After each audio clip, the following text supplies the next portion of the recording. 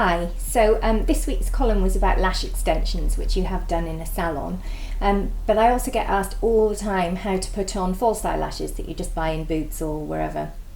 In the past few years, you'll have noticed it's just this really weird thing where false eyelashes have become really mainstream when they used to be, for strippers and fancy dress parties, and now people wear them all the time, but they're quite tricky to put on. I'm going to show you how to do them today. It's a bit fiddly, you won't get it straight away, but if you follow my sort of method of doing it, you should pick it up in no time.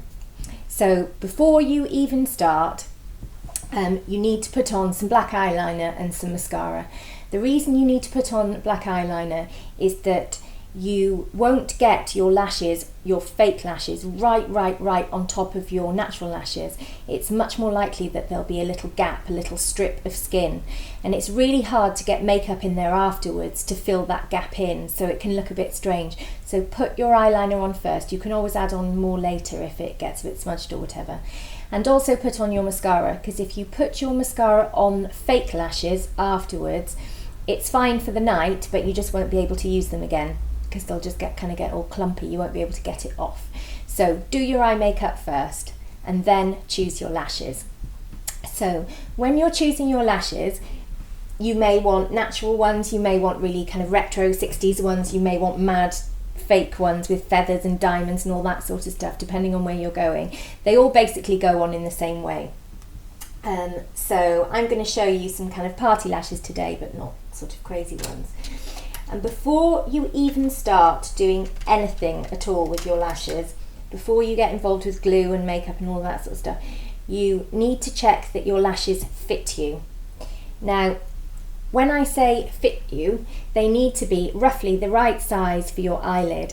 If they're too long, they will fall off, because what will happen is the bit at the end will hit your skin or the side of your nose and it will just peel the whole lash off and also poke you in the eye, which isn't very comfortable. So take the lash, try it on, start from the outer corner and then place it on top. And straight away I can see that these lashes are too big for me. My eyes are quite small and they obviously tend to err on the generous, so that they can kind of fit most people. So I can see that that is going to fall off and needs cutting. So I'll take it off. When you cut lashes, you always need to cut them from the outside end, because that bit is fuller. If you cut them from the inside end, you're cutting off the tapered bit that makes them look natural. So what you'll have is this big jump from your natural lashes to your false lashes. So cut off a little at a time from the outside edge. I'm going to cut off, I think, probably about that much. You try them on again.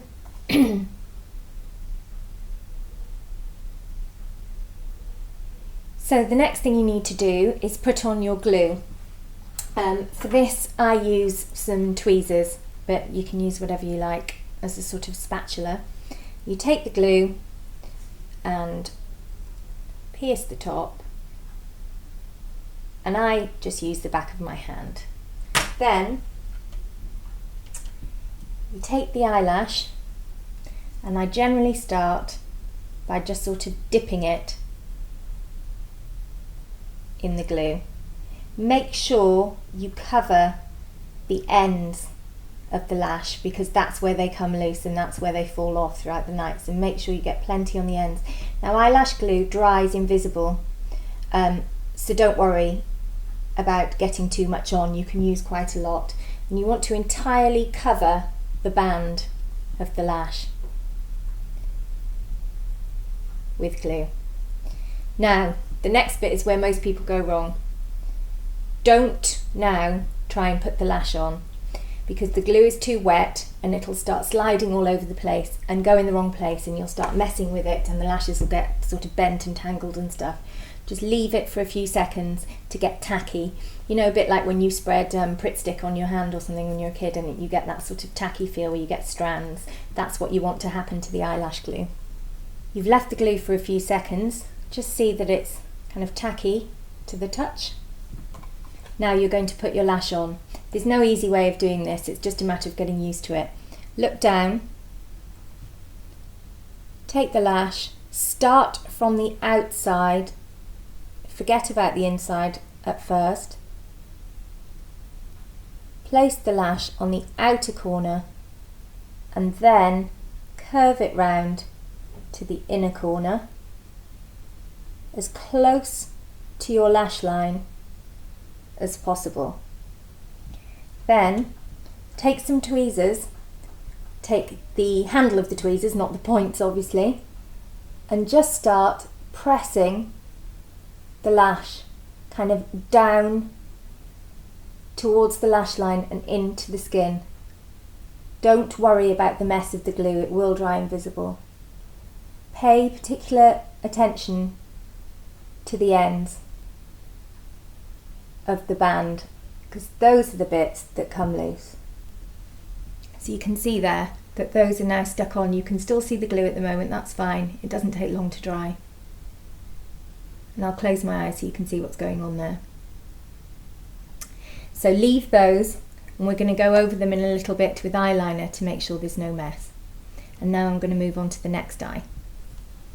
Take the lash, dip it in, get plenty of glue on, then wait a few seconds for the glue to get tacky. Consistency of Pritt stick is the key. Take the lash, you can use tweezers or you can do it with your fingertips. I'll do it with tweezers this time so you can see. Look down and place the lash on your eye from the outside in. Always start on the outside. Move it across your lash line, and then with the tweezers just start poking it. I would recommend you use the blunt end, by the way, it's only because I've done this a few times. Poke it into your lash line, pressing it in.